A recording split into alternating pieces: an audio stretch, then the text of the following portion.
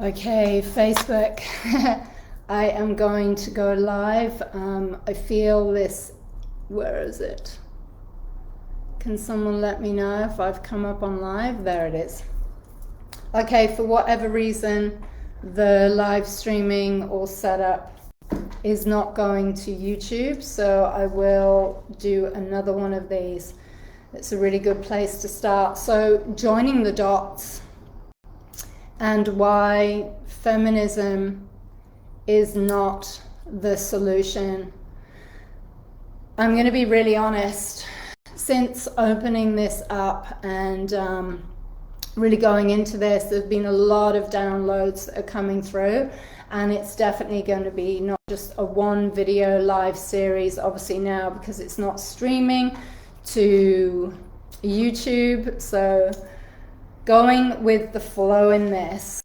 So whoever's tuning in and whoever watches the replay, I'm going to invite you all to drop any preconceived ideas that you may have around feminism.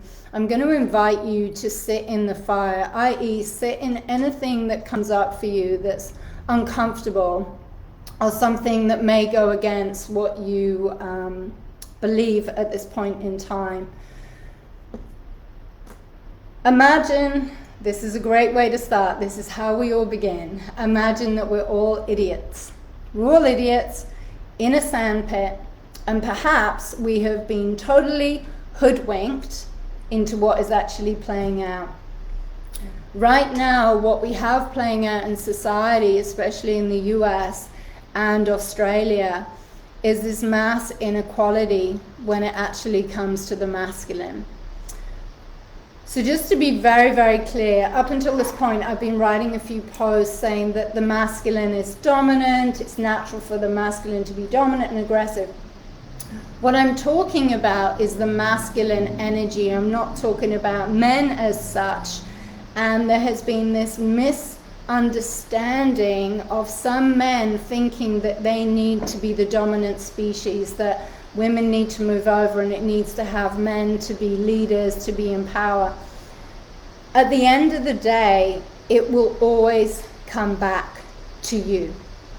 This is all about healing what it is within yourself. And what we have playing out in society, we have wounded children in adults' bodies. So it came up with this really great term to define feminism with my beautiful sister Kim. So thank you for all of your support and walking alongside me. It's a term to define external projection of false empowerment. Now, when someone has to falsely empower themselves to push back so much, there is an underlying fear underneath, and there's a wounding underneath. And what came through for me were the amount of agendas that are playing out there. And I was thinking about the game of chess. And in the game of chess, when you get rid of the knight, you get rid of the king, then the queen is all exposed. So it feels what's happening, the feminine is being lured into this false self of feeling protected, and we need both. We need the masculine and the feminine. So if I said the masculine is like that protective energy, the dominant, the aggression, and I will go into that a little bit more as well. That is also playing out within the women in her following her passion and her purpose, her impact zone of penetrating the grid with her creative ideas, which is the feminine. The feminine is within men as well. So this is going on, turning into this to further create separation, to further weaken society, to further weaken the family construct. Because when you weaken that, then you weaken society, and then people become easily susceptible to be swayed. And this is what's happened with the whole feminism movement. I'm going to mention a few points here as well. What else came through for me was what we witnessed with the pandemic, that And this may bring up shame for people, and my intention is to bring things to the surface, and it's not about shaming people for their choices, because again, that will create more and more shame and separation within the individual. We have a massive increase of male suicide and depression. Now, when a man his voice has been suppressed, or he's been shut down, or he's been told that his primal desires are wrong, or there's that wounding from the mother wound, from the father wound, it will, or when he's told, he raises his voice and it's told, no, you can't raise your voice, and he's hushed and he's silenced, that has a direct impact on his serotonin levels. And his serotonin levels are related to how he feels in himself, how he feels about himself. So that will make him depressed, and when he's depressed, then he can go into that cycle. And that's, I feel, why suicide is definitely increasing with men, because if there's this mass inequality. And I'm going to pull up an article that is in the Australian Men's Health Forum. It was written on the 22nd of February this year, and it's basically saying how the Albanese government is planning to reform the Family Law Act. It moves on to say that it's going to be simpler and safer for separating families and their children. Now, I want to add in, of course, there's always going to be some really crap dads out there. There's going to be some crap mums that don't think for the well-being of their children. We're always going to have that in society, but what I'm feeling from this is that it is taking even more rights away from men. Men are feeling very isolated, they're feeling trapped, they're feeling stuck in relationships. They may be behind closed doors, getting emotional abuse, getting psychological abuse, possibly physical abuse as well, but also as well, the government doesn't support them. So we've got this inequality going on. So basically what it's saying is, let me go down here. Okay, what changes is the government proposing? No more presumption of equal shared parental responsibility. Now, as a mother of 2 teenage boys, we have really stood strong in maintaining that family structure in 2-parent households. And as a result of that, we have raised boys that are confident and they're free thinkers, and they are growing into young men, not from a wounded perspective. So this whole thing of presumption of equal shared parental, my question is, why should it not be equal 50-50?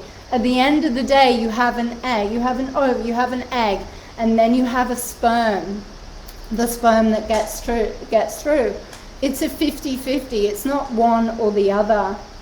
So for me, this is like, in practice, while over 90% of separating dads who resolve matters through lawyers and mediation are granted shared parental rights, only 40% of dads who go to the court are shared parental rights, with sole parental rights being awarded to 41% of mums and 11% of dads. Now, I know a lot of men that are really scared of this, that may be in really unhappy relationships, but they feel in a catch-22. They want to be there for their children, and they've gone out of their way to protect, to create a beautiful environment, to support, to bending over backwards, to doing whatever they can to make their partner happy, almost like they're walking on eggshells. They also go on to say there's going to be no automatic consideration of equal time for mums and dads. Where orders for equal share parental responsibility are made, the courts currently have to consider whether orders for the child to spend equal or substantial and significant time with each parent are practical and in the child's best interest. As a mum that has co-raised 2 beautiful and healthy children with her former husband, I disagree with this. Substantial and significant time. Every parent has a right to significant time. And if you are a woman that is supporting feminism, I ask you, I plead with you to take a step back and ask, what are you actually invested in? It's the government that's wanting to create all of this separation, all this dissolution of the family unit, because then it weakens it. Where else? No more focus on meaningful relationships. The current law requires the court to consider the benefit to the child of having meaningful relationships with both of the children's parents. They've recommended on focus on having a meaningful relationship with both parents, replaced with the requirements to consider the benefit to the child of being able to maintain relationships with each parent where it is safe to do so. Yes, in rare cases, there will be incidents where, perhaps one parent needs some more emotional and mental support, so they can learn how to heal themselves from the inside out. And maybe one environment is unsafe. I'm going to go on the points of the whole concepts of unsafe and uncomfortable, and how the feminists misuse and overuse and manipulate these two statements. Where is it? The change may be particularly concerning for separated dads who, for whatever reason, have been unable to establish a relationship with their children prior to going to court. I know many dads that parents, the ex-partner has been using the children as a pawn and refusing the father to have any form of relationship with that child. Point 4, a new focus on making enforcement simpler. While many separated dads have court orders confirming the times when their children should be in their care, breaches of the court orders are common. I feel it's this disgusting sweeping under the carpet. I'm going to actually put this article in the comments after, so you can actually have a read through it yourself. Children need both parents, and we need to welcome dads and mothers that really want to step up and take care of their children. I've been looking into the double standards, the feminist double standards, and there's a Dr. Christina Hoff, and she basically goes into how the feminists have lied about statistics. So just zoom out from that. Imagine that statistics that you've been told, and this was all about the rape culture on campus, saying that they created these false statistics. Now, a lot of her videos have actually been removed, they've been taken off YouTube, but she was actually going on to say that 1 in 4 and 1 in 5 are actually false numbers of the rape culture, all to fuel the rape culture, all to fuel the hate and the anger within the feminist movement. Now, as someone that has experienced rape, this is not about, saying that, rape is okay, as it's not, but this misinformation, these false statistics, again, is another law of lying to the public to fuel anger, to increase separation, and to create and fuel so much shame within the masculine. I do feel that the masculine have been carrying this guilt for a long time and apologizing for other men's behavior, and I do feel that needs to stop. I feel as individuals, we need to look at what it is within ourselves, that we need to heal within ourselves, and really look at what we are creating. If you go into the education systems, again, run by the government and the universities in the US and Australia, there are more places for women. There are more places for women. It is female dominated. So when women talk about inequality of rights, I always feel that equality is an inside job, i.e. you need to do the work to learn about your masculine and your feminine, to address your own healing, address your own triggers, to sit in the things that are uncomfortable, to sit in the experiences that you've had, or maybe what someone says that offends you and you don't like. Your mission, is to sit in that. What has been happening in universities as part of, I'll bring up this name, where is it? Who talks about it? I will bring it up. I tell you, there's so many different notes, so many different downloads. Janice Fiamengo, I'll put different names in here, you can have a look at. She goes into the feminist double standards. The things that were coming through is this level of entitlement with women. This level of entitlement that it's okay for them to attack somebody else that's standing up for really returning to equality, for men that actually stand up and talk about this, for women that talk about this as well. And there's almost like this arrogance of them not owning their own anger or their own self-entitlement. There have been professors and lecturers that have been at university, and they've basically lost their jobs. Why? Because one of the students have felt something that the lecturer has said has been taken as being offensive. They have felt offended by it. So they will use words saying, I'm offended by this, or I don't feel safe.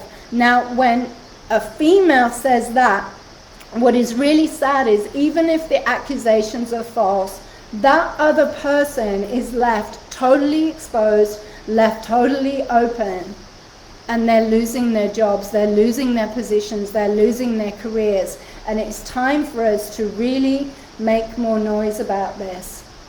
When a man speaks up, he's seen as hateful. When he stands for something he believes in, he's shut down in silence.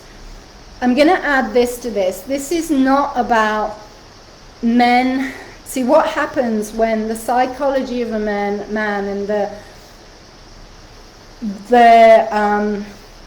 they have not yet done the inner healing, and they're still very much in that deep inner wounding.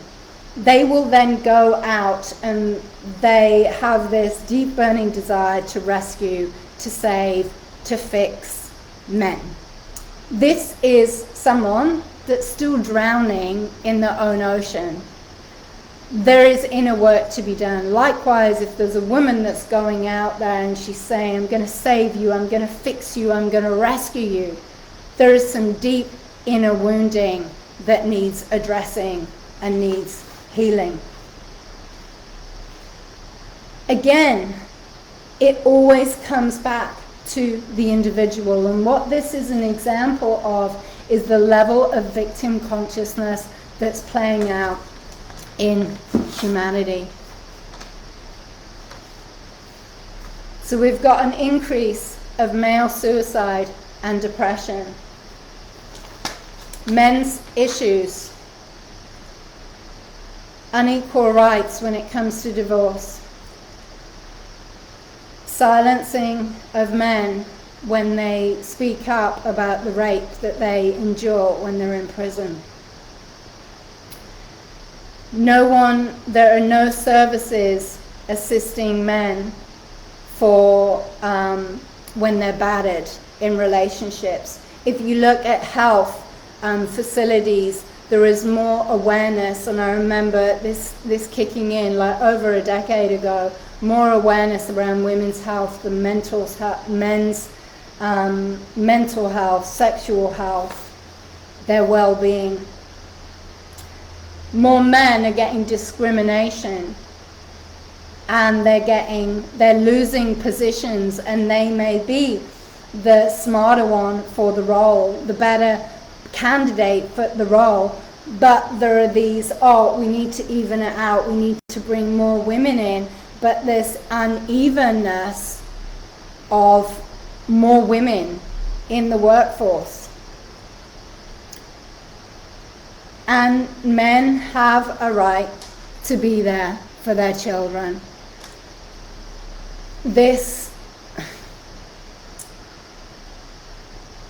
I see a lot of men working with men. I see a lot of men doing some great work with men, and I also see men that have got shifted so much into their feminine energy that it's like it's further in enabling men to get trapped in another form of codependency.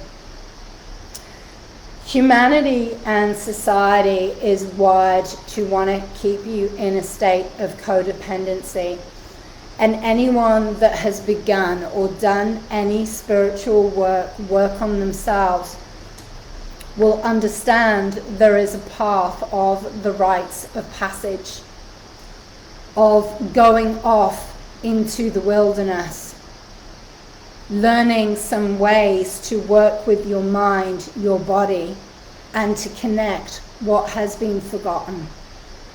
It's about restoring innocence in men and women. This is not about men suddenly thinking that they are the leaders and they are the most dominant in the relationship. That is coming from a wounded aspect because they haven't fully integrated their wounded aspect of their feminine. So they will never really be able to see a woman that's fully embodied in her masculine and feminine, that doesn't feel any need or any desire to create this false projection of false empowerment. Women dancing around in goddess dresses, talking fluff, that is not feminine empowerment. Men out beating your chest, that is not masculine empowerment. Unit. Whether you are a single mum, single dad, or you're together, we all have that capacity to stand for and fight for what you believe in. This is not about women surrendering. Again, that's another misunderstanding of going, oh, the masculine needs to hold space and protecting me. No, you have a strong, fierce masculine within you. Again, it comes back to being willing to do the inside work from the inside out. To all the dads that feel in a place of powerlessness, hopelessness, helplessness, I'm going to share with you that this is an opportunity. This is an opportunity. I see this as an initiation to address what it is within yourself, your mind, your body, your nervous system, and the patterns and the programs that are playing out that are creating the world around you. How do we truly step into our power? We need to go in and we need to change the inner landscape to be able to change the world around us. And until you do that, you will constantly feel yourself at the whim of government or rules or regulation. And this played out so divinely with the whole pandemic. This is not to create shame. This is about seeing things for what they are and starting to see the consequences of perhaps choices with all that you knew at the time. I'm going to bring up this point here. I can't actually see any comments either, so if I'm not answering any questions, that's why there's no comments coming up. So when we look at this social experiment, the 2021 to 2022, 2023, it's still playing out. So cleverly orchestrated. to see who was obedient and who were free thinkers. And you can look at this in another perspective. The ones who were obedient, perhaps, maybe you haven't gone through as many soul rotations to have the awareness, to have the contrast of rejection, of abandonment, of suffering. To have the courage to be disliked. To have the courage to be abandoned, to have the courage to be rejected by your family, by your work, and by society. So many, I feel, were obedient as that's all they knew at the time. They didn't see there was any other option. There was always a choice, and that is going to play out as a consequence.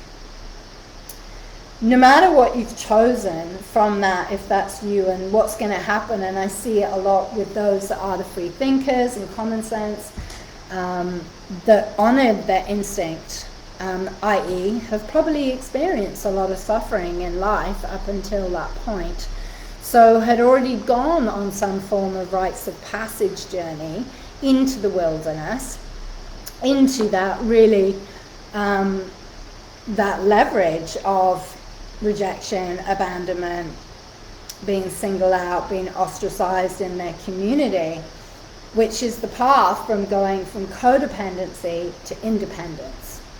And that's how you start breaking free of the construct, the system. Now, I do notice some that I'm going to call it out. There's still more inner work to be done. We're constantly working in progress. And if you really think you have all your shit together, I invite you to have a good look at yourself in the mirror. If you are creating shame for those that went and got this, then there is some work for you to do in yourself. Because if you can imagine bigger picture, we're going to have an even bigger increase of depression, and we are going to see more suicide. Now, when the serotonin levels are lower, I guarantee the testosterone levels are low as well. They're almost at the point of depletion, which means that natural instinct, not only that, the immunity has been lowered from that. So things are going to come up, and there's going to be an opportunity for some deep healing on a collective level, and it begins with you, the individual, in your community, and with connecting with someone that you trust, that you know is going to guide you, i.e. that has already worked in the wilderness before and walks their talk. So there's going to be a lot of shame that's going to come up. There's going to be a lot of guilt. There's going to be a lot of anger. There's going to be a lot of blame. It's easy to stay in that place of blame. Blame is going to keep you playing as the little human. It's going to keep you stuck in the 3D victim consciousness. And if you do want to have a book to assist, I'll put a link for Breaking Free. So this was my pattern. For many of us, I loved being the victim. I was addicted to being the victim. I got attention for being the victim. And what's happening in society, this is all playing out. So until each individual really just does the inner work and starts shifting this, nothing much is going to change. Those of us, those of you that have had that rejection and that abandonment, I'm going to invite you to come into deeper levels of compassion. You're going to be really challenged to come into deeper level of compassion and to really look at the role that you've played in all of this, to empower your children and your sons to not continue this separation between the masculine and the feminine. I'm seeing if there's anything else. I'm going to actually see if there's hopefully this is all coming out. Hopefully this is all playing. I'm just going to have a look. What else did I want to say on it? I think I'm going to leave it there for right now. There's so many different layers I can go into this, what is playing out. What I do see with the women that have to push this false empowerment, we're talking to that for a minute, and creating this external exterior.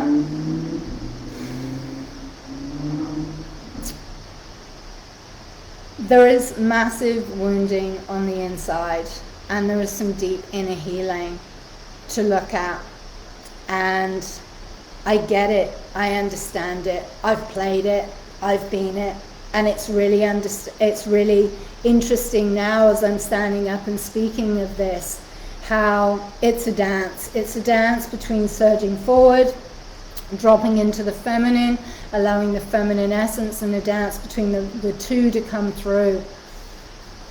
There is a lot of anger, but you have to ask yourself, at what cost? At what cost?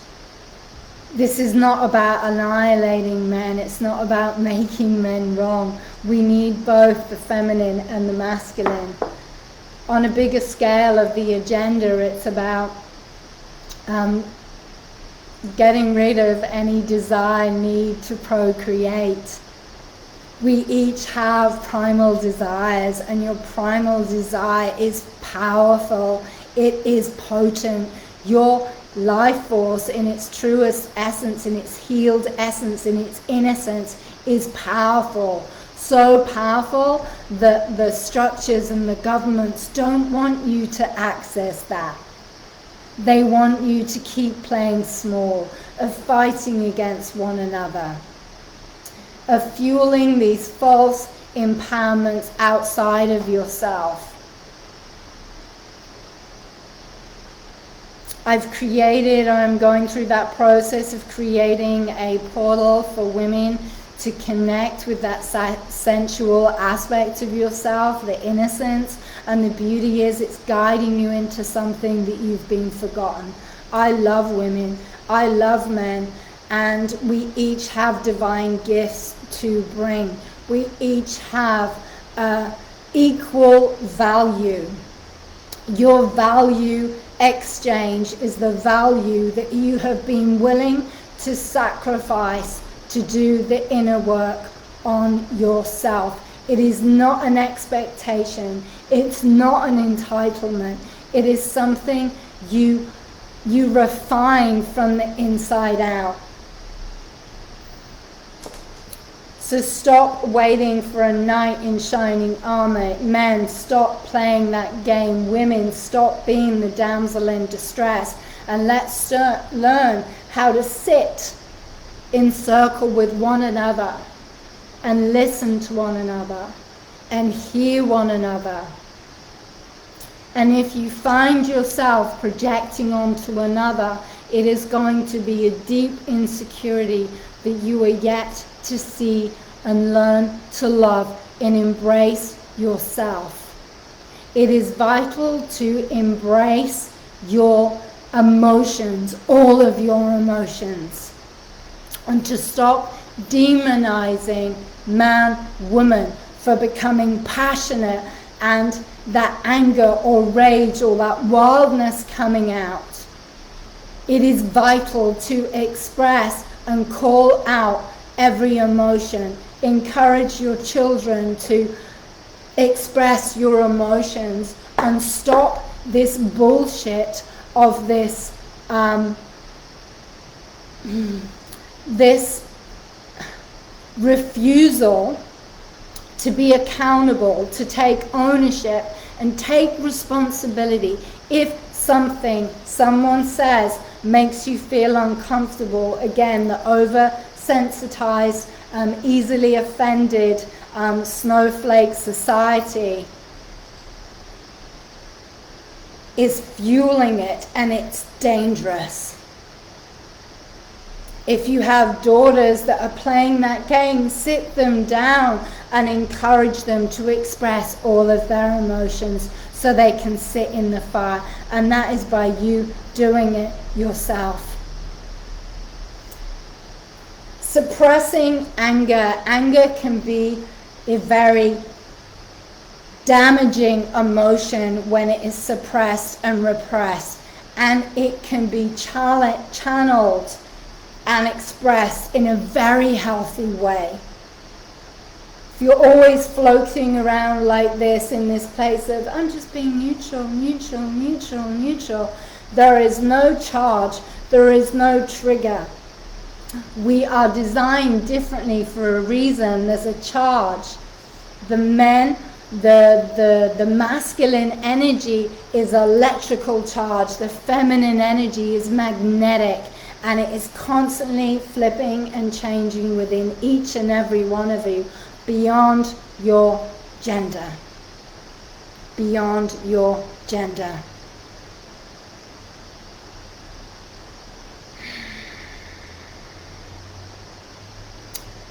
One more note.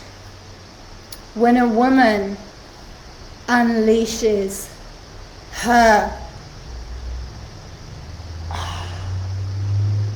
unapologetic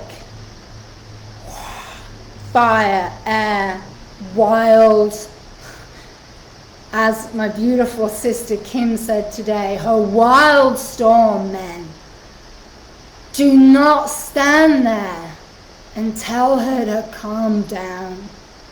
Have the balls, have the decency to witness a woman in her full expression.